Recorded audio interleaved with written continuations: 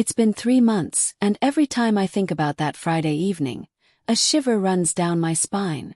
Even writing this feels like reopening a wound I'd rather leave untouched, but maybe sharing this will help someone else avoid the same mistake. That Friday started like any other. The office had drained every ounce of energy I had. By the time I got home, the idea of doing anything felt impossible. My limbs felt heavy, and my head pounded like I'd been staring at screens for decades, not hours. All I wanted was an escape, a way to shake off the week's monotony. That's when I remembered Carl's parties. Carl's swing parties were a little secret in our town, a place where inhibitions melted away, and the atmosphere thrummed with excitement and freedom. I wasn't new to this. I'd attended many before and always left feeling alive, recharged in ways that no spa or weekend getaway could provide. I didn't call anyone to join me this time, a decision I'd soon regret. Instead, I threw on a black dress that hugged my curves just enough to turn heads but kept things classy. A quick spritz of perfume and I was out the door. The venue wasn't far, a discreet 2-story house tucked in a neighborhood where no one asked questions. Carl didn't participate in these gatherings. He managed them like a business. $10 for an hour, or longer if the mood struck. It was always the same crowd. Familiar faces, a mix of anticipation and casual confidence. When I stepped inside, the energy was palpable. Soft, low lights illuminated the space, casting shadows that danced along the walls. The music was a gentle pulse, barely audible beneath the hum of laughter and whispered conversations. Tonight was different though. The crowd was bigger, 15 people maybe more. I noticed a few new faces mingled with the regulars. They stood out, their movements too deliberate, their smiles too wide, as though trying to blend in but failing. I didn't pay much attention. Instead, I found myself swept up in the rhythm of the evening. The usual rituals began. Glasses clinking, warm bodies moving closer, the kind of tension that only comes when people have agreed, silently and collectively, to leave their inhibitions at the door. I let myself get lost in it. First, everything felt normal, fun even. Flirting, teasing, moving from one connection to the next. I felt the weight of my week lifting. But as the night wore on, something shifted. I felt it in the way the room's energy turned from playful to something more primal. I brushed it off. Maybe I was imagining things, or maybe the larger crowd added an edge to the night. Either way, I ignored the discomfort creeping up my spine. And that's where my memory starts to blur. I remember leaning against a wall, a glass of wine in hand, my laughter blending with the room's chorus. Then a sharp, sinking feeling in my stomach, like the ground beneath me had turned to quicksand. My body felt heavy, my thoughts sluggish. "Are you okay?" someone asked, a voice I couldn't place. I tried to respond, but my tongue felt thick, my words dissolving before they reached my lips. Darkness encroached on the edges of my vision, and the last thing I remember is Carl's face looming over me. His voice sharp and frantic. "Lisa, wake up." When I opened my eyes, it felt like my body had been submerged in cement. Every muscle ached, and my head throbbed with a dull, relentless beat. The room was dim, the warm light from a lamp casting long shadows that flickered in sync with the movement of someone nearby. "Lisa, thank God." Carl's voice cut through the fog in my head. He knelt beside me, his face lined with concern I'd never seen before. His hands gripped my shoulders, shaking gently as though he was afraid I'd slip away again. "Carl." My voice was hoarse, unfamiliar. "You scared the hell out of me," he said, pulling back to give me space. "You fainted. Do you remember anything?" I shook my head, and immediately regretted it. A searing pain shot through my skull and I winced. My eyes darted down, and that's when I noticed it. The stains on my skin, streaks of ketchup smeared across my thighs, my arms. My dress hung in disarray. Sticky patches of mayonnaise clinging to the fabric. Panic surged in my chest. "Carl, what happened?" He hesitated, his eyes darkening. "I don't know. When I found you, you were on the floor, unconscious. The others, they didn't even notice." The words cut through me like ice. The warmth of the room suddenly felt suffocating, the air too thick to breathe. My mind raced, trying to piece together the fragments of memory I could hold on to. The laughter, the music, the overwhelming energy that had consumed the night. Carl helped me to my feet. His hands firm but gentle. I was trembling, my legs barely able to hold my weight. "I'm taking you home," he said, his tone leaving no room for argument. The ride home was silent. I stared out the window, the city lights blurring into streaks of gold and white. My thoughts swirled, each one darker than the last. By the time Carl pulled up to my apartment, tears had started to sting my eyes. "I should have stopped it," he muttered as he walked me to the door. "I should have known something was wrong when I saw how many people were around you." I didn't respond. My throat was too tight, the words too tangled. Instead, I stumbled into my apartment, locking the door behind me as though it could keep the world out.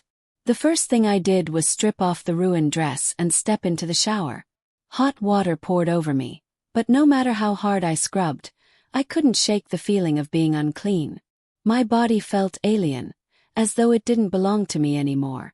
That night, I cried into my pillow, my screams muffled by the soft fabric. I cried for the ache in my body, the emptiness in my chest, and the cold realization that I had trusted the wrong people. When the tears finally stopped, I reached for my phone. My fingers hovered over Carl's number before I pressed dial. "You need to do something," I whispered when he answered. "Whatever happened, whoever's responsible, they can't get away with it." "I will," Carl promised, his voice steady. "You have my word. But promises are fragile things." The days following that night unraveled me in ways I didn't think were possible. My body felt like a battlefield. Every step a reminder of the chaos I had walked into, and every breath a struggle to find the pieces of myself that seemed to have scattered into oblivion. I stayed home from work, cocooned in blankets that offered little comfort. The sunlight streaming through the windows felt intrusive, like it was prying into a secret I wasn't ready to share. My phone buzzed constantly, messages from friends asking where I'd been, if I was okay. I didn't respond. The shower became my only solace. Under the scalding water, I'd stand for what felt like hours, letting the steam cloud my reflection in the mirror. I couldn't bring myself to look at my own face. My skin, still tender and marked by faint streaks of ketchup that I couldn't seem to scrub away, felt foreign under my touch. But the most unsettling part wasn't the physical pain. It was the haunting whispers of the night, the fragmented memories that played in my mind like a broken record. I could recall flashes of the swing party, the dim lighting, the scent of expensive cologne mingling with the faint tang of wine, the warmth of bodies pressing too close. And then, nothing. Carl came over once to check on me. He brought groceries, a lame attempt at normalcy that fell flat the moment he saw the look in my eyes. "Lisa, have you thought about seeing someone? A professional?" His words were cautious, like he was afraid I'd shatter if he spoke too loudly. I shook my head, staring into my cup of tea as if it held the answers. "I can't even process what happened, Carl. How do I explain it to someone else?" He sighed, running a hand through his disheveled hair. "You don't have to do it alone. Can help. Whatever you need, just say the word." What I needed was to forget, but forgetting wasn't an option. 3 weeks later. The first time I stepped outside after the party, I felt exposed, like every stranger on the street could see through me. I wore oversized sunglasses, my hair tied back in a tight bun, and walked briskly, avoiding eye contact with anyone who passed. I found myself at a quiet cafe, sitting by the window and nursing a cup of coffee that had long gone cold. My reflection stared back at me, a pale, hollow version of the woman I used to be. "Lisa." The voice startled me. I turned to see Mia, one of the regulars from Carl's parties. Her auburn hair was pinned up in a messy bun, and she wore a bright smile that faltered when she saw my expression. "I haven't seen you in weeks," she said, sliding into the seat across from me without waiting for an invitation. "Are you okay?" The question hung in the air like smoke, choking and heavy. I opened my mouth to lie, but the words caught in my throat. "Mia," I finally whispered.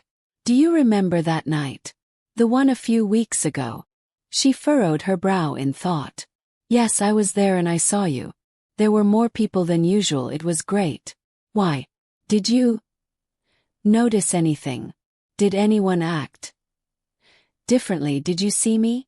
Was there anyone near me? Mia's eyes darkened, her playful demeanor slipping away.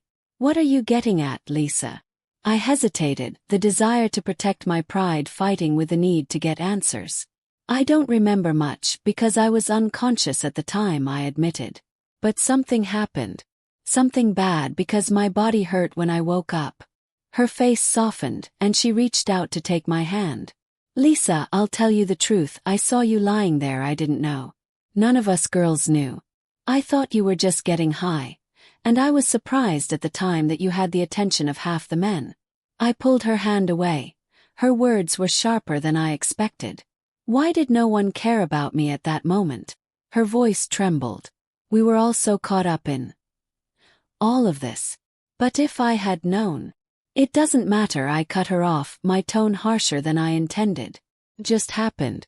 And now I just don't know what to do.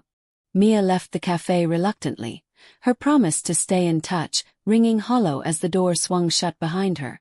I sat there for what felt like hours, staring into the dark swirl of my coffee and wondering how I'd let my life spiral into this tangled mess. When I finally stood to leave, I felt steadier, as though speaking to Mia had drained some of the poison from my system.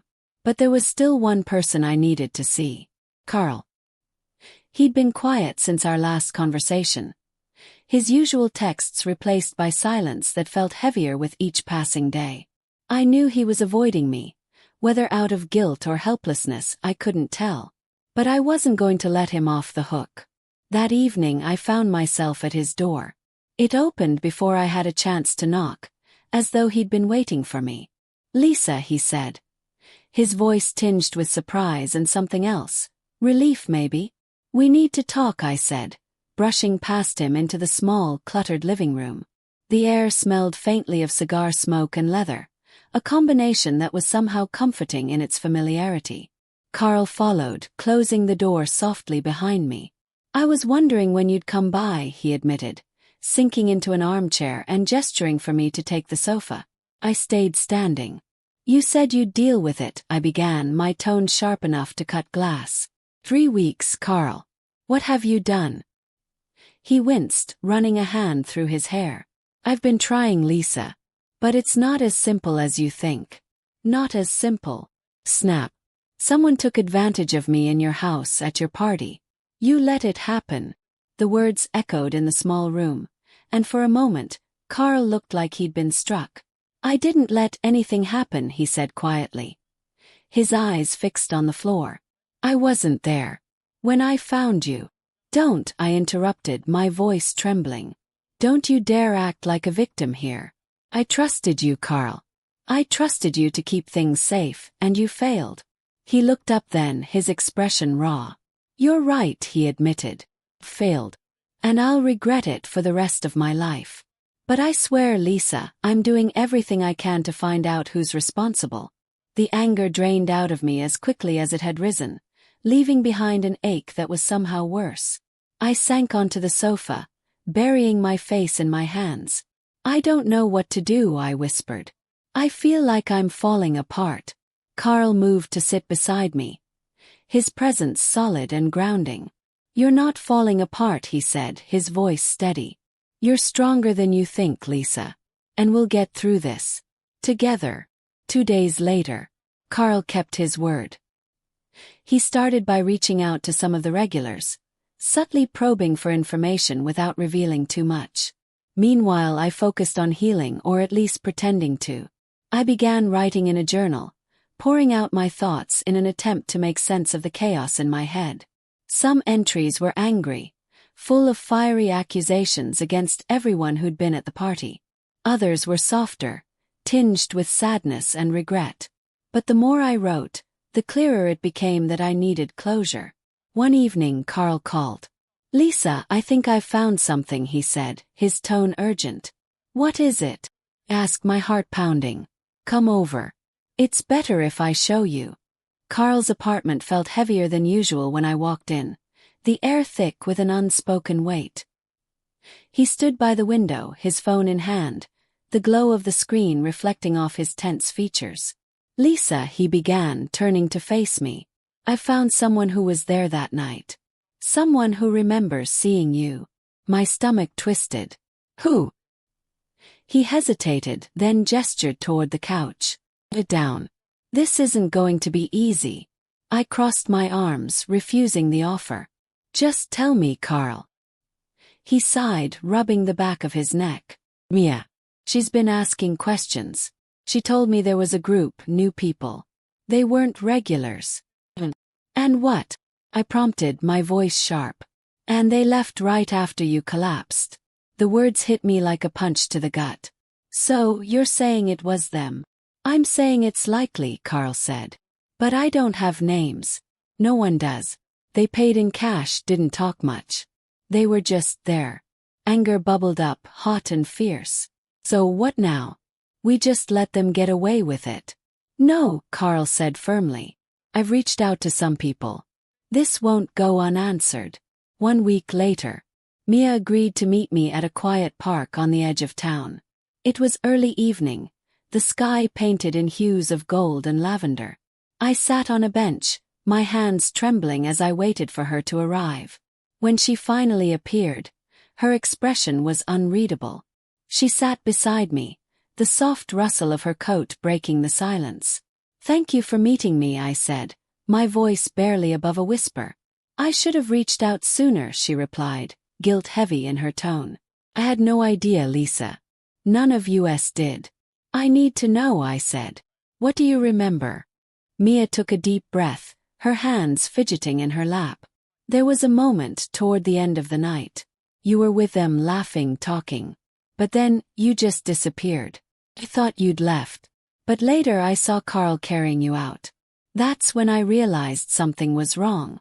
Her words painted a picture that was both familiar and alien, fragments of memories I couldn't quite piece together. "Do you know where they went?" I asked. Mia shook her head. "Oh. But I heard one of them mention a club, something downtown. It might be a lead. It wasn't much, but it was enough." 2 weeks later, with Carl's help, we tracked down the club Mia had mentioned. It was an exclusive spot, tucked away behind an unmarked door in a part of town I rarely visited. The bouncer eyed us warily as we approached, but Carl's connections worked magic, and we were ushered inside. The atmosphere was similar to Carl's parties. Dim lighting, soft music, the hum of whispered conversations. But there was an edge to this place, a darker undercurrent that set my nerves on edge. We split up, scanning the room for familiar faces. My heart raced as I moved through the crowd, the memories of that night threatening to overwhelm me. And then I saw them. A group of men gathered in a corner, their laughter too loud, their smiles too sharp. My breath caught, and I turned to find Carl. "That's them," I said, my voice trembling. "I'm sure of it." Carl's jaw tightened. "Stay here." I watched as he approached them. His demeanor calm but his eyes burning with purpose. Words were exchanged, the men's laughter fading as Carl's voice grew louder. And then chaos. The details are a blur. Raised voices, security intervening, Carl pulling me out of the club before things escalated further. But as we walked away, my chest felt lighter. Justice hadn't been served, not yet. But it was a step. A reminder that I wasn't alone in this fight. 3 months later, I'm still healing. The scars, both seen and unseen, are a part of me now. But I'm learning to move forward. To trust again, though cautiously. Carl kept his word. The men from that night faced consequences. Not as severe as I'd hoped, but enough to give me some peace. And as for the swing parties, I'll never go back. Not because I'm ashamed, but because I've outgrown them. If there's one thing I've learned, it's this. Our strength isn't in avoiding the storm. It's in finding the courage to stand in its wake and rebuild.